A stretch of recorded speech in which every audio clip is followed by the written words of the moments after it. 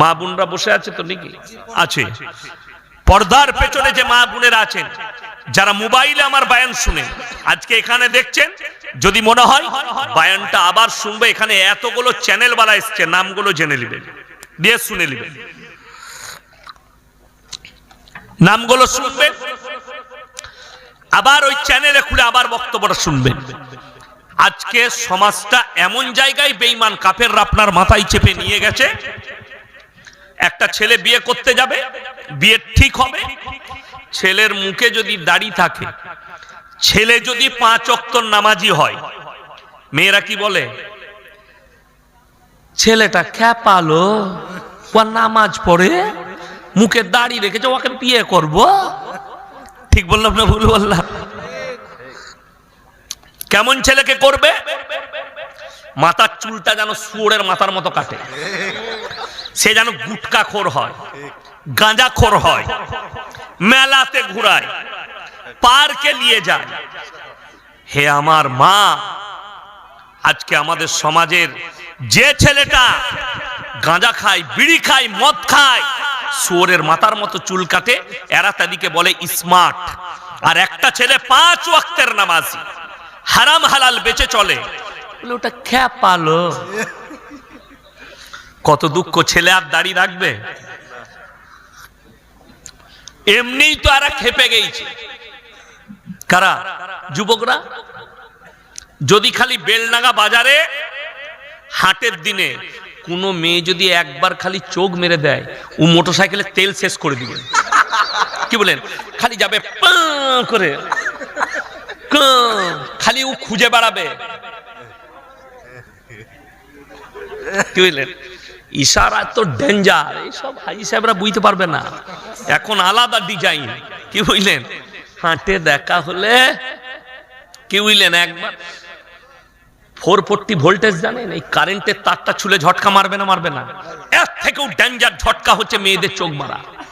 কি বুঝলেন? আরে বেলডাঙ্গায় বাসে চেপেছে, বহরমপুর যাবে, একবার যদি খালি হেসে দেয়, যা বুঝা করগা, বাসের ভাড়া দিয়ে দিবে। আর একবার হাসলে তাকে নেমে বহরমপুরে নাস্তা করিয়ে দিবে। এর নাম হচ্ছে মেয়েদের চক্রান্ত। কি বুঝলেন? ইসলামে মেয়েদের পর্দা কেন আনা হয়েছে জানেন? একাধিক ঘটনা কোরআনে, নবীদের, পয়গম্বরদের ঘটনা কোরআনে আনা হয়েছে, যার কারণে পৃথিবীর মানুষ যেন, নবীর উম্মতি, এরা যেন শিক্ষা পায়। হযরতে ইউসুফ নবীর ঘটনা আনা হয়েছে কিসের জন্য? এই জিনাকারী থেকে বাঁচার জন্য। কোরআনে আছে, ওয়ালাকাদ হাম্মাত বি ওয়া হাম্মা বিহা লাউলা আর বুরহানা রাব্বি।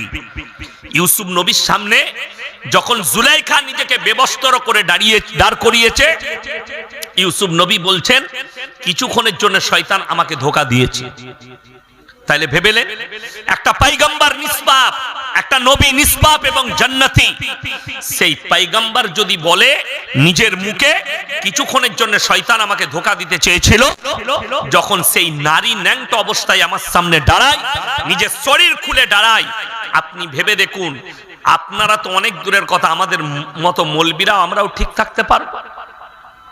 নাফস দিয়েছে আল্লাহ। অনেকজন বলবেন না, আপনারা হুজুর মানুষ, আপনারা মেয়েদের দিকে তাকাবেন কেন? আচ্ছা বলুন তো, কুকুর ন্যাংটো ঘুরে বেড়ায় না কাপড় পরে? ন্যাংটো। আচ্ছা, আমরা কাপড় পরে আছি না ন্যাংটো? তার জন্য আমরা ইনসান। কেন? ইনসানের ইজ্জত আল্লাহ দিয়েছে, দিয়েছে না দেয়নি? লিবাসে তাকওয়া বলা হয়েছে রাসূলকে, যার কারণে শরীর ঢাকা ফরজ, সাতার আপনি বার করতে, সাতার বার করা হারাম। যেমন একটা নারী, তার জন্য পর্দাকে ফরজ করা হয়েছে। যদি পর্দার কোনো সিস্টেম ইসলামে থাকতো না, নারীদের জন্য পর্দার ফরজ আসতো না, তাইলে যা ইচ্ছা তাই পোশাক পরতো, কোনো দোষ ছিল না। কিন্তু পর্দা যেদিন থেকে ফরজ হয়েছে, সেই দিন থেকে কোরআনে আছে, ওয়াদরিব খুমুরিহিন্না আলা জুনুবিহিন, নারী তুমি নিজেকে ঢেকে নাও, পর্দা নির্ধারিত করো, তোমরা কোনোদিন ধর্ষিত হবে না, লাঞ্ছিত হবে না। পর্দা কেমন ফরজ আমরা জানি। আপনাকে বলে দিই, চকলেট চকলেটের দাম কত? 1 টাকা, তাই না? আচ্ছা, ওটা খুলে বিক্রি করে না প্যাকেটের মধ্যে থাকে বাবা?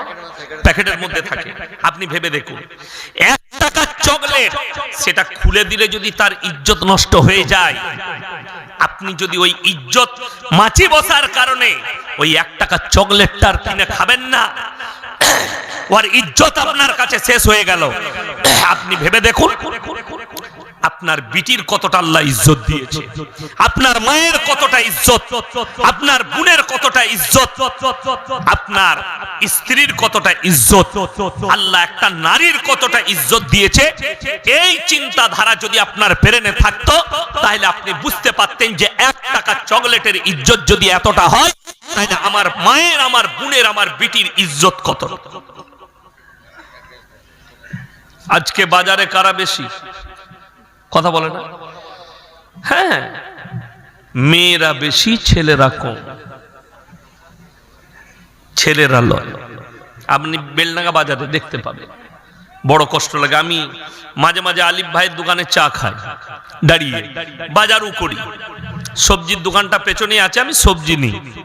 তো একদিন আমি সবজি নিচ্ছি, ফল নিচ্ছি, তো জানি না এই এলাকায় বেলডাঙ্গা থানায় কিংবা এই মুর্শিদাবাদেরই মেয়ে, মা বিটি আছে, হয়তো আমার জলসা শুনে হুজুর সালাম আলাইকুম, সালাম আলাইকুম মুখে দিলে হয়, হাতটা বাড়াচ্ছে সালাম আলাইকুম, সালা কি বিপদ, তাই না?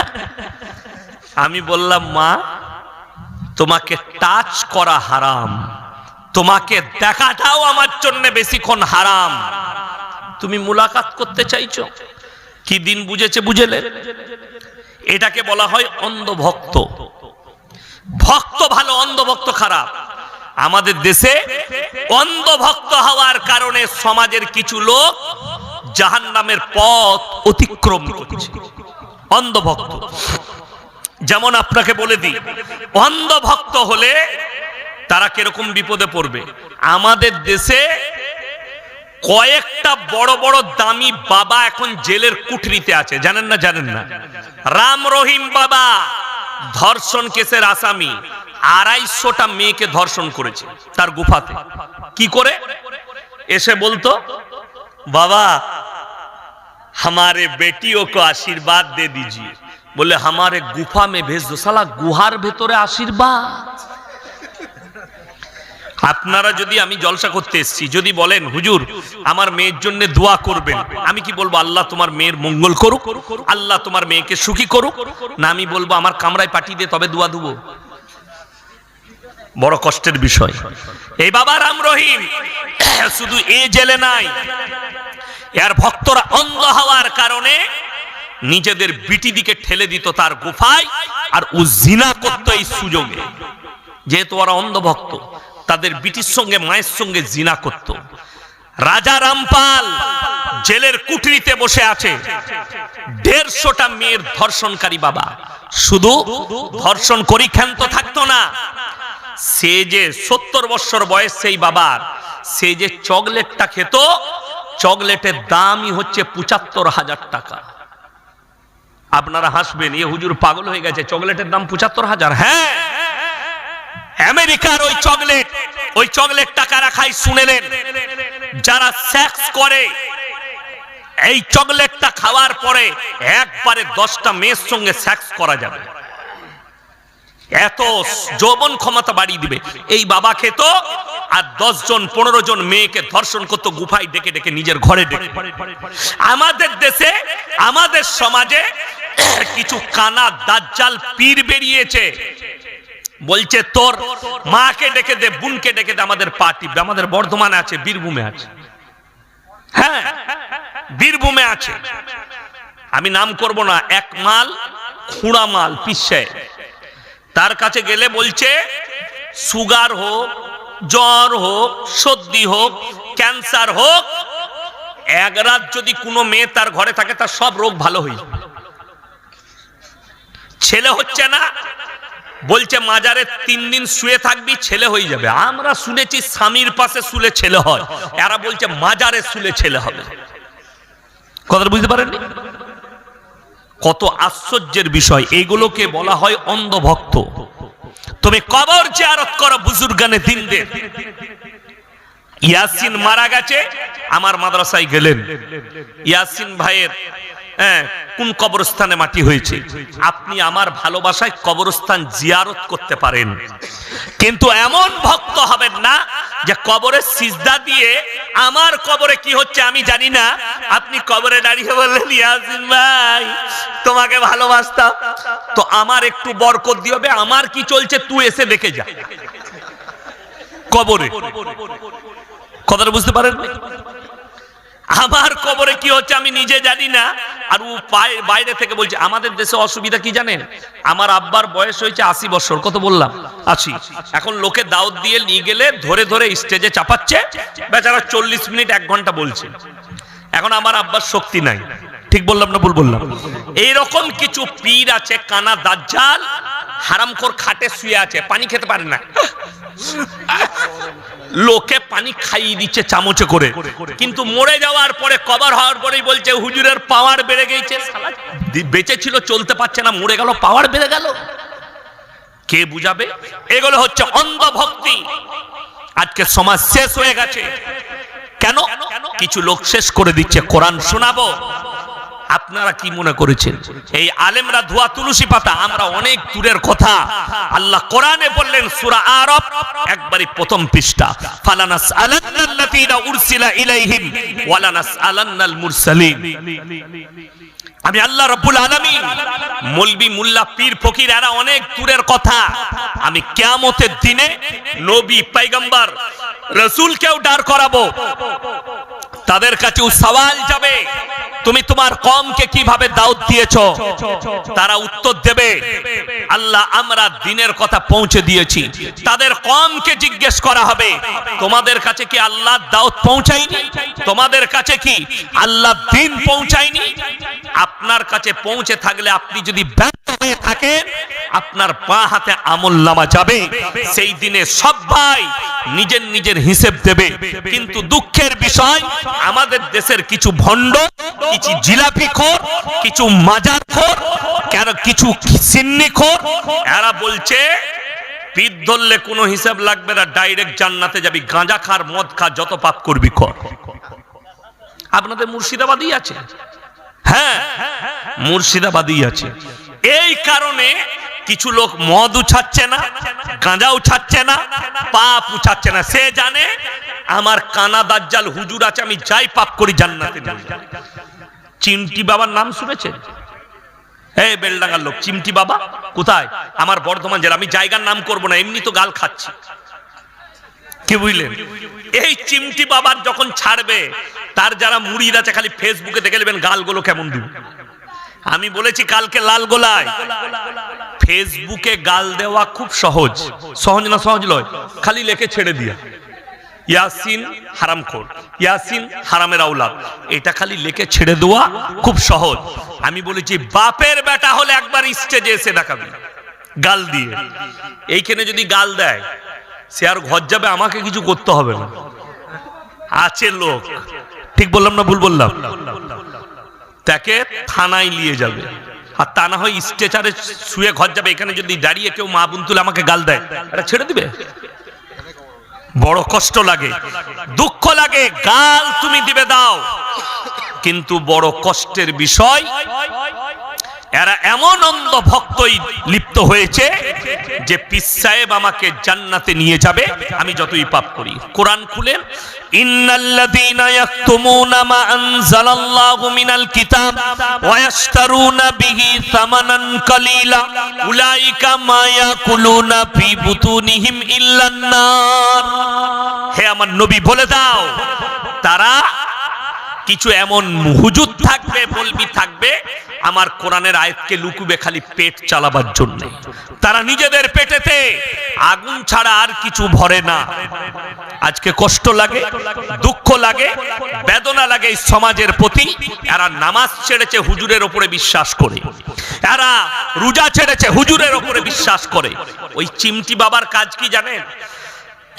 বর্ধমানে তার মারাত্মক কাজ, বলছে বছরে একবার ওরস হয়, তার ওরসে গাদা মুরিদ জুগাড় হয়। কারা? সারা বছর যা পাপ করেছ আমি চিমটি মেরে তুলে নেব। চিমটি মারবে, গুনাহগুলো টেনে নিবে। আমি বলি ও যে লোকের গুনাহগুলো টানছে, ও রাখছে কোথায়? তো ও তো ইবলিসের বড় বাপ হবে, সব পাপগুলো তো ওর কাছে। কথাটা বুঝতে পারেন? এ হারাম করে থেকে বড় হারাম করে পৃথিবীতে কেউ আছে? অথচ সে গাঁজা খায়, অথচ জিন্দেগিতে নামাজ জুম্মাটা পর্যন্ত হারাম করে পড়ে না, অথচ লোকের বলছে গুনাহগুলো তুলে নেয়। আশ্চর্যের বিষয়। একজন আছে বর্ধমানে বীরভূম আর বর্ধমানের বর্ডারে, আমি জায়গার নাম করব না, সে বলছে নামাজ কন্টেকে নেয়। নামাজের কন্টেক্টটা মানে তোকে আর নামাজ পড়তে হবে না, তুই ওকে 1000 টাকা দিবি, 1 বছরের নামাজটা ও পড়ে দিবে। হ্যাঁ, তার ওরসেও লোক হয়, তারও মুরিদ আছে। আশ্চর্যের বিষয়, কত দুঃখের বিষয় যে তোকে আর নামাজ পড়তে হবে না, তুই যত রকমের পাপ আছে করে যা, জিনা কর, মদ খা, যত রকমের পাপে লিপ্ত হবি হ, আমরা অবশ্যই তোর নামাজটা পড়ে দেব। তাহলে বুঝলেন এরা সমাজকে কিভাবে ধ্বংস করছে। লোক আর নামাজ পড়বে, তার মুরিদ যারা হবে তারা আর পাপ থেকে সরবে, তারা জীবনে সরবে না। গল্প গুজবে শেষ হয়ে গেছে, সমাজকে দুর্নীতিতে ভরে দিয়েছে। এটা সাধারণ মানুষের অপরাধ নয়, আমাদের মতো মৌলবীর অপরাধ। আপনাকে আমি সুদটা হারাম বুঝাতে পারলাম না, স্টেজে এসে গল্প করে পালিয়ে গেলাম। আপনাকে লটারি হারাম বুঝাতে পারলাম না, এসে গল্প করে চলে গেলাম। আমি নামাজটা ফরজ এটা বুঝাতে পারলাম না। আল্লাহর কাছে কি করে এই বক্তারা দাঁড়াবে? গল্প গুজব করে। কার গল্প চলছে? বাপ দাদুর গল্প আর পীরের গল্প, এই গল্প চলছে সমাজের বুকে, যে সমাজকে শেষ করে দিবে। কিছু লোক এরকম আছে আমাদের সমাজে যে গল্প গুজবই ভালোবাসে। এমন এমন আজগবি গল্প অমুসলিম ভাইরা করছে যে ইসলাম এরকম ধরনের, ইসলামে গল্পই ভরা, ইসলাম কুসংস্কারে ভরা। আশ্চর্য লাগে। এই মাসটা পৌষ মাস চলছে, আজকে কত তারিখ জানি না, কত আজকে পৌষ মাসের 25 না হলে 26, 25। এর পরের মাসটার নাম কি? মাঘ মাস। আপনারা নদীর এই পারে বাস করছেন, কোথার? গঙ্গার। গঙ্গার ওই পারেও কিছুটা মুর্শিদাবাদ আছে, তারপরে আবার বর্ধমান আছে। সালারের মধ্যেখানে একটা গ্রাম ঢুকে আছে, বর্ধমান জেলার, আছে না নাই? গ্রামটার নাম নতুন গ্রাম, কিন্তু জেলাটা বর্ধমান। আমি ওই গ্রামে 2 বার জলসা করেছি। এরকম ওই পাটটা পেরুলে সালার, ভরতপুর, সালারটা পেরিয়ে গেলেই কেতুগ্রাম থানা, বর্ধমান জেলা স্টার্ট। এইদিকে দেবগ্রাম পেরিয়ে গেলেই কাটুয়া, বর্ধমান জেলা স্টার্ট। বর্ধমানে, মুর্শিদাবাদের কিছু জায়গায়, আর বীরভূমে, বাঁকুড়া, পুরুলিয়ায় দেখবেন এই পহেলা মাঘ অমুসলিম ভাইদের একটা পরব আছে, সেটার নাম হচ্ছে মাকর সংক্রান্তি। গঙ্গাসাগরে আমি জলসা করতে গিয়েছিলাম, ওই গঙ্গাসাগরে সব গোসল করতে যায় অমুসলিম ভাইরা, ওটা ভারত থেকে আসে, বিহার থেকে, উড়িষ্যা থেকে গোসল করতে আসে। এই দিনে কাজী সাহেব বলে কোন এক পীর সাহেব ছিল, কি নাম বললাম? কাজী সাহেব। এই পহেলা মাঘ কাজী সাহেবের ওরস হয়। কিছু কিছু জায়গায় কি করে, মেয়েরা ফজরের পরে গোসল করে। অমুসলিম ভাইরা মাকর সংক্রান্তিতে গোসল করছে। আমার বর্ধমান জেলায় আছে, আমার আউস গ্রাম গলসি থানায় আছে কিছু ভণ্ডদের গ্রাম, তারা এই মাকর সংক্রান্তির দিনে মুসলিমদের মেয়েরা গোসল করে, নাউজবিল্লাহ বলে, এবং ওরস পালন করে। কার? কাজী সাহেবের ওরস। গরু জবাই করে খানা করে খাচ্ছে, হারাম, সম্পূর্ণ হারাম। আমি বলার পরে আমাকে 1000-এর বেশি ফোন থেকে গাল দিয়েছে। আমি আবার বেলডাঙ্গায় বলে যাচ্ছি, রওজা থানে দরগায় আল্লাহ ছাড়া পীরের নামে, মাজারের নামে, গাছের নামে যদি কেউ মুরগি ছাগল মান্নত করে 1000 বার বিসমিল্লাহ বলে জবাহ করলেও হারাম। কোন বাপের বেটা মলবি থাকলে তাকে স্টেজে নিয়ে আসুন, হালাল বলে দিবে। 1000 বার যদি বিসমিল্লাহ আল্লাহু আকবার বলে জবাহ করে, হারাম। কেন? আল্লাহ কোরআনে স্পষ্ট বলে দিয়েছেন হারাম কতগুলো জিনিস। ইন্নামা হাররামা আলাইকুমুল মাইতাতা ওয়াদ-দামা ওয়া লাহমাল খিনজির ওয়া মা উহিল্লা বিহি লিগাইরি। প্রবাহিত রক্ত জবাহ করার পরে যে রক্তটা বয়ে যায়, অনেক মুরগিওয়ালা আছে দেখবেন গলাটা টিপে ধরে রাখে, ঠিক কি না? ওই মুরগির মাংস কিনা হারাম। সেই মুরগিওয়ালার কাছে মুরগির মাংস কিনবেন না। কিছু হারামখোর কসাই আছে মুরগি বিক্রি করে, জবাই করার পরে গলাটা টিপে ধরে থাকে, একদম হারাম, অপরাধ। তার কাছে মুরগির মাংস কিনবেন না, তার দোকানকে বয়কট করুন। দুঃখটা কোথায় জানেন? আমাদের দেশের লোক, ইমাম সাহেব যদি পাড়ায় কোনো কসাই থাকে, ইমাম কিংবা মুয়াজ্জিন যদি 100 করে টাকা নেয় কিংবা 200 করে টাকা নেয়, গরুটা জবাই করে দেয়। অনেক লোক বলে একে ইমাম রাখা যাবে না, গরু জবাই করছে। তাহলে গরুটা জবাই করবে কে?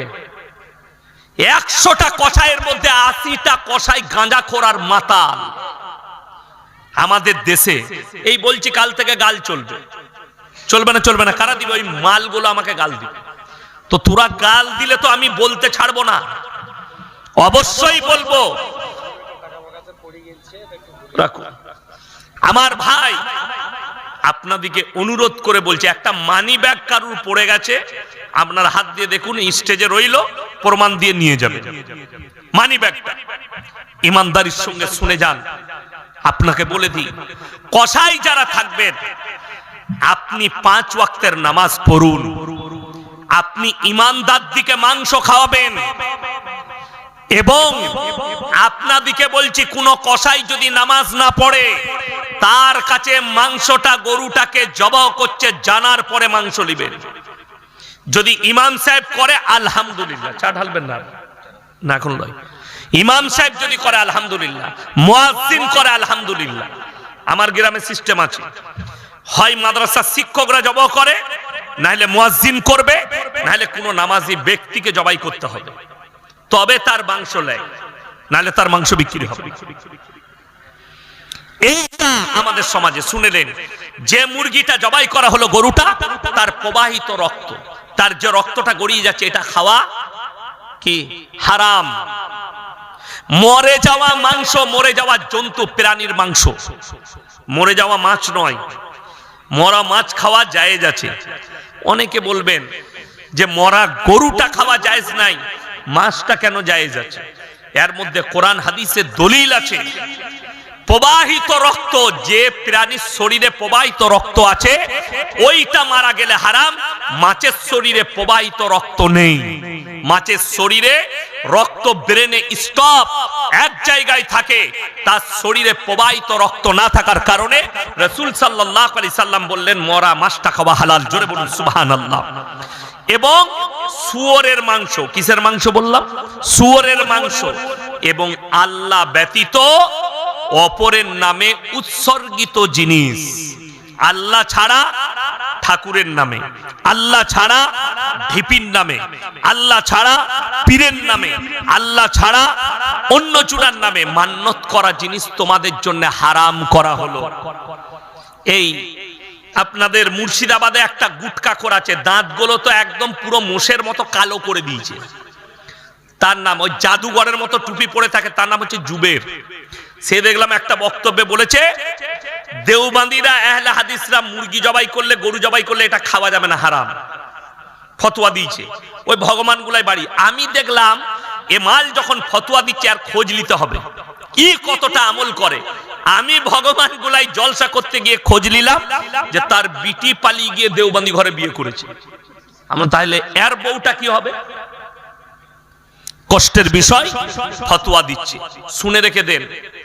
এরা বলতে চাইছে যে মুরগিটা মাজারে জবাই করলেও আল্লাহু আকবার বলে জবাই করে। আর আমি বলে যাচ্ছি, 1000 বার যদি বিসমিল্লাহ আল্লাহু আকবার বলে পৃথিবীর সব মৌলবি কাবা ঘরের ইমাম এসে জবাহ করে, আর যদি উদ্দেশ্য থাকে বাবার নামে, উদ্দেশ্য থাকে গাছের নামে, উদ্দেশ্য থাকে মাজারের নামে, হারাম। কোনো সন্দেহ নেই এটা হারাম। 1000 বার বিসমিল্লাহ বলে, যেহেতু উদ্দেশ্যটা আল্লাহ।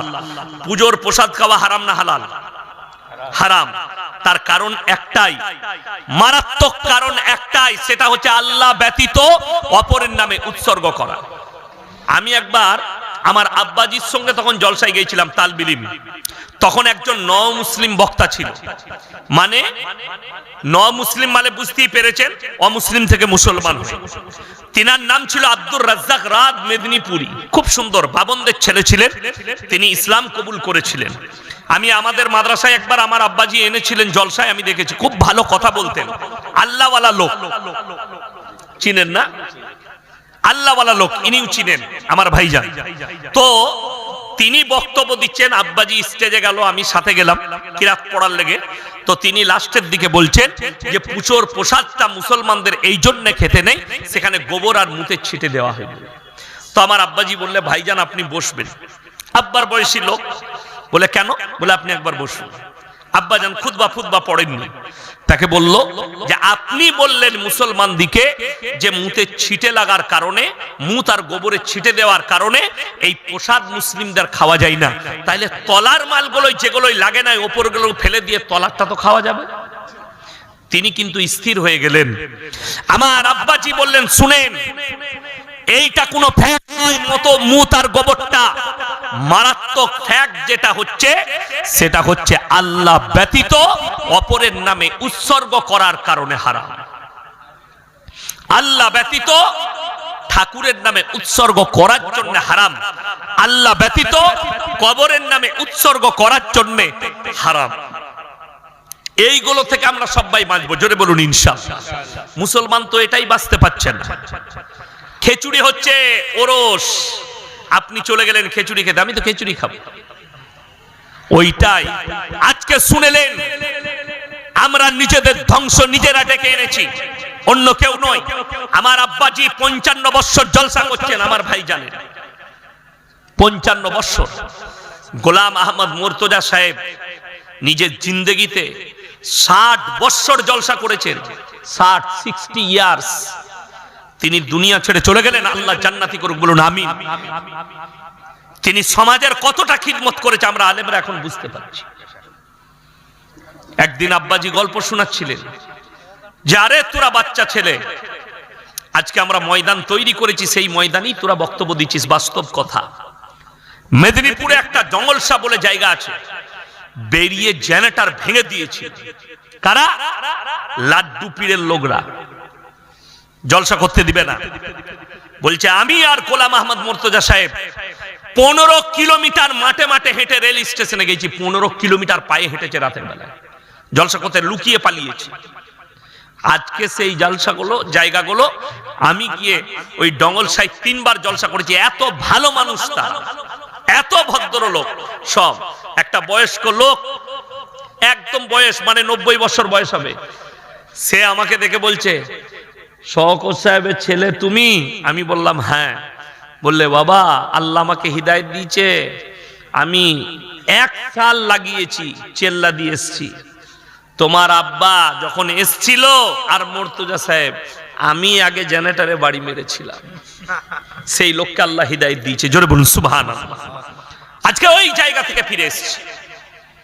সেই জায়গা আমি, আমার আব্বাজি সারা জিন্দগি ভর জলসা করলেন, সারা জিন্দগিটা কাটিয়ে দিলেন, জীবনটা কাটিয়ে দিলেন গোলাম আহমদ মুর্তজা সাহেব।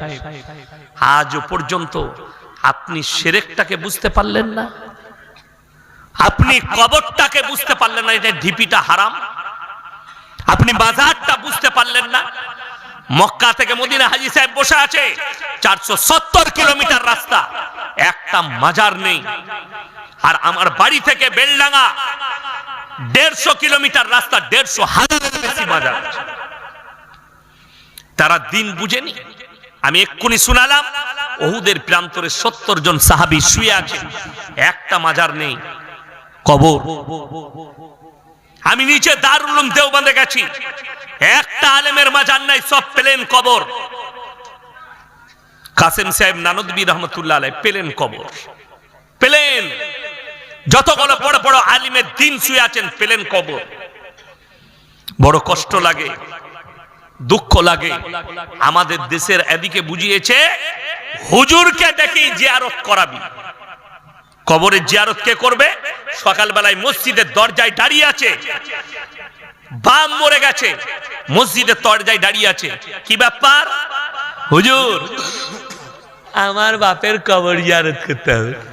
হুজুরকে নিয়ে যাবে। হুজুর 3 দিন কবর জিয়ারত করেছে। 4 দিনের বেলায় হুজুরকে বলছে, হুজুর লুঙ্গিটা কি কালারের লুবো? বলে ওই সাদা লিবে একটু, আর দেখবে ইসমাইল হলে লিবে। আর গেঞ্জি বললে লাক্স কোজি কোম্পানির গেঞ্জি লিবি। ওই কবর জিয়ারত করা ইমামকে ভাড়া করতে হচ্ছে কেন? আর সব থেকে ভাগ্যবান বাবা তারা যারা মৃত্যুর আগে একটা নেক সন্তান রেখে গেল, যে বাপ মরে যাওয়ার পরে বাপের কবরটা জিয়ারত করবে, কোনো মলবি ভাড়া করতে হবে না। আপনি ভেবে দেখুন, আপনি মারা গেছেন, আপনার সন্তান যদি কবর জিয়ারত করতে যায়, সেই ছেলে বাপের জন্য যখন কাঁদবে, আল্লাহ আমার বাপ শুয়ে আছে এই কবরে, আমার বাপের কবরটাকে সুখময় বানিয়ে দাও, আমার বাপ যদি কোনো অন্যায় করে থাকে আল্লাহ ক্ষমা করে দাও। রেওয়ায়েতে আছে, হাদিসে, চোখের পানিটা গালে গড়ানোর আগে আল্লাহর বারগাহে কবুল হয়ে যাবে। জোরে বলুন সুবহানাল্লাহ। অথচ আপনি একটা নেক সন্তান তৈরি করে যেতে পারলেন না, যে আপনার জন্য নামাজের পাটিতে কাঁদবে, যে আপনার জন্য কোরআন পড়ে দোয়া করবে, যে আপনার জানাজার নামাজটা পড়াতে পারবে, এরকম সন্তান আপনি তৈরি করতে পারলেন না। আপনি কত দুর্ভাগ্যবান। আপনার ছেলে ডাক্তার হয়েছে, তা কি হয়েছে? তাকে এতটা ইলম দেন, সে যেন মুখে দাড়ি রাখে, 5 ওয়াক্তের নামাজি হয়, আর বাপ মরে গেলে বাপের জানাজাটা যেন পড়াতে পারে। ইমাম সাহেবকে বলবে, ভাই হক তো আপনি ইমাম আপনারই, কিন্তু আমার মনের ইচ্ছা, আমি সবই জানি, আমাকে একটু আমার বাপের জানাজাটা পড়াতে দেন। কথাটা বুঝতে পারেননি?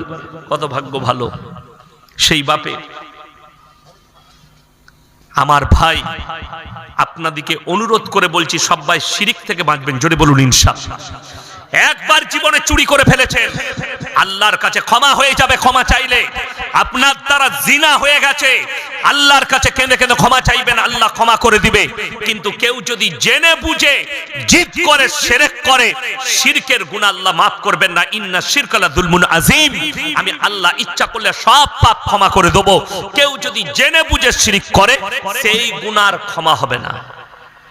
আল্লাহর যে আসন, আল্লাহর যে শক্তি, সেই শক্তি আর কারুর আছে?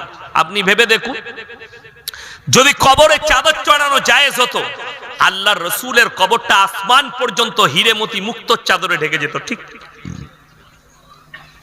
রসুলের জায়েজ নেই, পৃথিবীর আর কোন মলবি মুল্লা পীর ফকিরের কবরের জন্য জায়েজ হবে না।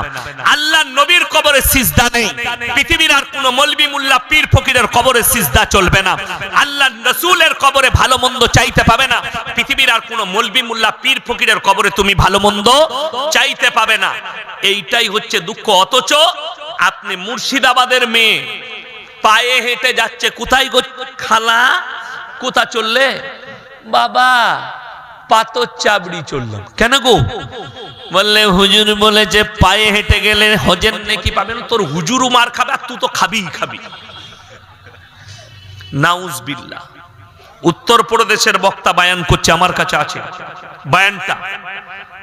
মেদিনীপুরে কিছুদিন আগে ওই ভণ্ড এসেছিল, লোকের সামনে বলছে, अरे भाई बड़ा पीर अब्दुल कादिर जिलानी वो थे, उनका मर्तबा ये था कि बड़ा पीर कभी काबा घर तवाफ करने नहीं जाते थे, बल्कि काबा उनके घर पे आता था तवाफ करने। जोरे बोलुन नाउजुबिल्लाह।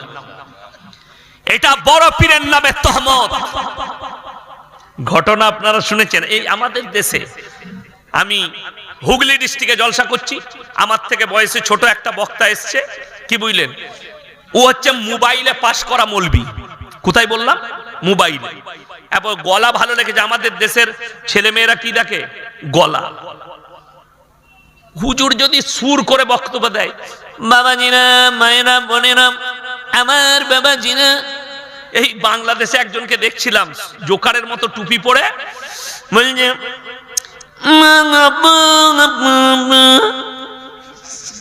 বাবাজি বলে এই আস্ত পাগল গরু গাধা। আচ্ছা, আমাদের দেশে বড় বড় আকাবির, আমার আব্বা যদি আসেন তো আপনাদিকে বলবেন বুজুর্গ আলেম ভাই সবাই আমার সঙ্গে একবার সবাই বলুন তো লা ইলাহা ইল্লাল্লাহ, সবাই বলুন। কই কেউ লাম মেরে স্টেজে এলো না তো?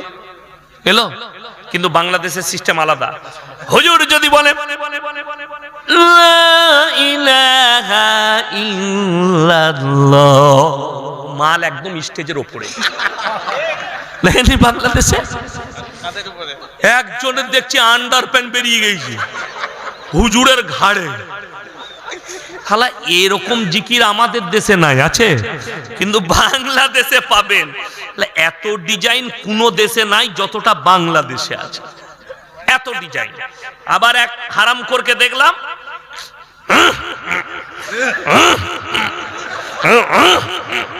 শালা এই জিকির হয়, আশ্চর্য জিকির। আমাকে মাঝে মাঝে ভয় লাগে, কি বলেন আল্লাহ এই জিকিরটা হাদিসে কোরআনে কোথাও দেখি নাই, কিন্তু বাংলাদেশে আছে। এরা সব বাউল বুষ্টম। আমার ভাই গল্প গুজব করে এই হুগলিতে, আমি মসজিদে শুয়ে আছি যেমন ছিলাম, আমাকে ডেকে নিয়ে এলো। আমি তখন প্রস্রাব করে মুখ হাত ধুয়ে যাচ্ছি, এই মাত্র স্টেজে রাস্তায় হেঁটে যাচ্ছি, স্টেজ একটু দূরে। তো ওই ছেলেটা বায়ান করছে, দুটো বায়ান করেছে, দুটোই হচ্ছে কোরআন বিরোধী এবং আল্লাহ বিরোধী, রসুল বিরোধী, আল্লাহ বিরোধী। কেউ যদি আল্লাহর বিরুদ্ধে কথা বলে সে মুসলমান থাকবে না, কাফের হবে, কাফের হয়ে যাবে। শুনেলেন কি আল্লাহর বিরুদ্ধে? যে কথাটা আল্লাহ কোরআনে নিজের জন্য প্রযোজ্য করেছেন, কোন নবী পয়গম্বরের জন্য করেননি, কথাটা বলে। আচ্ছা, এই লোক কোনদিন মুমিন হতে পারে? আল্লাহ তাআলা যেটা নিজের জন্য করেছে কেউ যদি কারোর উপরে ফিট করে, কথাটা শুনেলেন কি বলছে? আমার বাবাজিরা, মায়েরা, বোনেরা, আর যদি সুর করে বলে, মেয়েরা বলে কি গলালো, বলে বুঝলি কিলো, বুঝে নাই কিচ্ছু, খালি হুজুরের গলাটা ভালো এটা বুঝতে পেরেছে। আর আমাদের দেশে তো সুরে জলসা শেষ, সুর করে সুরেতে জলসা শেষ, বুঝলি কি, হুজুর বুঝিনি কিছু, হুজুরের খালি গলাটা ভালো ছিল। কি বায়ান করছে? আমার ভাইয়েরা, আমার বাবাজিরা, মায়েরা, বোনেরা, বড় পীর আব্দুল কাদের জিলানী এত বড় পীর ছিলেন, এত বড় পীর ছিলেন, এত বড় পীর ছিলেন, গোটা পৃথিবীর যতগুলো সমুদ্র আছে, নদী আছে, যত পানি আছে, আমার বাবাজিরা, সব পানিগুলো যদি কালি করে দেওয়া হয়, আর গাছগুলো যদি কলম করে দেওয়া হয়, আর পৃথিবীর মানুষ যদি বড় পীরের প্রশংসা লিখতে শুরু করে, আমার বাবাজিরা, সমস্ত পানি শেষ হবে, কিন্তু বড় পীরের প্রশংসা লিখে শেষ করতে পারবে না। জোরে বলুন নাউজুবিল্লাহ। এটা কোরআন বিরোধী কিনা আমি প্রমাণ দিচ্ছি, আমাকে গাল দিবার আগে কোরআনটা শুনবেন। সূরা কাহাফ, কোন সূরা বললাম? সূরা কাহাফ, একবারই শেষ আয়াতের আগের আয়াত, কুল লাউ কানাল বাহরু মিদাদাল লিকালিমাতি রাব্বি লানাফিদাল বাহরু ক্বাবলা আন তানফাদা কালিমাতু রাব্বি ওয়ালাউ জিনা বিমিথলিহি মাদাদা। হে আমার বিশ্বনবী, পৃথিবীর মানুষকে বলে দাও, গোটা পৃথিবীর যতগুলো সমুদ্র আছে সব পানিগুলো যদি কালি করে দিই, আর পৃথিবীর মানুষ যদি আল্লাহর প্রশংসা লিখতে শুরু করে, পানিগুলো সব শেষ হবে, আবার আমি অতটাই পানি দেব, অতটাই কালি দেব, সেই পানিগুলো শেষ হবে, কিন্তু কিয়ামত পর্যন্ত আমার আল্লাহর প্রশংসা লিখে শেষ করতে পারবে না। জোরে বলুন সুবহানাল্লাহ। আল্লাহ এটা কার জন্য বললেন? নবীর জন্য নয়, শুধুমাত্র আল্লাহ নিজের জন্য প্রযোজ্য করলেন, আল্লাহ নিজের প্রশংসা করলেন। বাকি পৃথিবীর কোন ব্যক্তি নিজের প্রশংসা করার যোগ্যতা রাখে না, একমাত্র আল্লাহ রাব্বুল আলামিন রাখে। এই মূর্খ বক্তা, গাঁজাখোর বক্তা, সিন্নিখোর বক্তা, গুটকাখোর বক্তা, জিলাপিখোর বক্তা, ওই জায়গাটা, ওই কোরআনের আয়াতটা বড় পীরের নামে ফিট করছে। আজকে যদি বড় পীর আব্দুল কাদের জিলানী রাহমাতুল্লাহ আলাইহি জীবিত থাকতো, এই হারামখোর গুলোকে কাফের ফতোয়া দিত। আরো ঘটনা শুনেলেন বাবাজিরা, একজন ব্যক্তি বিয়ে করেছেন, বিয়েটা কাকে করেছেন? একজন হাফিজে কোরআনকে। এই আয়েশা সিদ্দিকায় হাফিজে কোরআন তৈরি হয় না, হয় না? মেয়েরা হয়, কত মেয়ে পড়াশোনা করছে। কি বলছে? একজন হাফিজে কোরআনকে সাধারণ লোক বিবাহ করল। যখন বাসর রাতে গেছে, তখন তার স্ত্রী বললে, তুমি আমাকে কেমন করে স্পর্শ করবে, যেহেতু আমি হাফিজে কোরআন, আমার মধ্যে কোরআন আছে, তুমি আমার উপরে কি করে চাপবে? এখন মায়েরা শুনছে, নাহলেও হারাম করকে আমি উত্তর দিতাম একটা কথাটা বলে। আমাদের মধ্যে ইলিম আছে না নাই? কথা বলে না? আমিও হাফিজে কোরআন, আমার বিবি কিন্তু সাধারণ মেয়ে, হাফিজে কোরআন লয়, তো তাকে আমি বুকে চাপিয়ে আদর করতে পাবো না? তাহলে কি করে চাপবে? সে হাফিজ লয় তো। এই হারামখোর বলছে হাফিজে কোরআন লয় বলে, বউ বলছে তুমি আমার উপরে চাপতে পাবে না। এই হারামখোর গুটকাখোর দিকে মারার লোক না। কি করতে হবে তাহলে?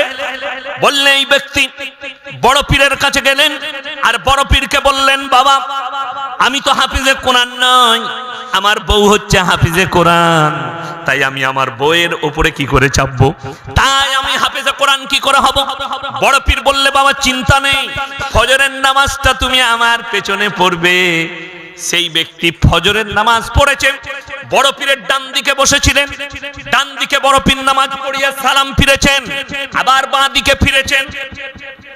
বলছে ডান দিকে যারা ছিল তারা সবাই হাফেজ হয়ে গেছে, ওই মাল কটাও হাফেজ হয়ে গেছে, যা বুঝে করকা। পেলি কোথায়? আমি বললাম ঘটনা পেলে কোথায়? হুজুর শুনেছি। আমি বললাম তুই শোনা মৌলবি, পড়া মৌলবি লস। কিতাব পড়া মৌলবি হলে এই ধরনের গুটকা করেই। একটা চাল আদায়কারী আছে আপনাদের মুর্শিদাবাদে, তার নামটা কি? চুচকোপাড়া তাহের না কি নাম? চাল আদায় করতো, দিয়ে এখন বক্তা হয়েছে। তাহের রিজবি বলে না, গুনাহ হবে। এই যতগুলো আছে না জিলাপি খোর, এই ঘটনাগুলো বলছে ও মুসলিমরা হাসছে আমাদের ওপরে, টোল করছে। যে আশ্চর্যের বিষয়, একটা বাচ্চা 1 বছর লাগে, 6 মাস লাগে কোরআনে হাফেজ হতে। ভেবে দেখুন। আচ্ছা বলুন, রসুলের মর্যাদা বেশি না এর বড় পীরের মর্যাদা বেশি? তাড়াতাড়ি বলুন। রসুলের মর্যাদা বেশি।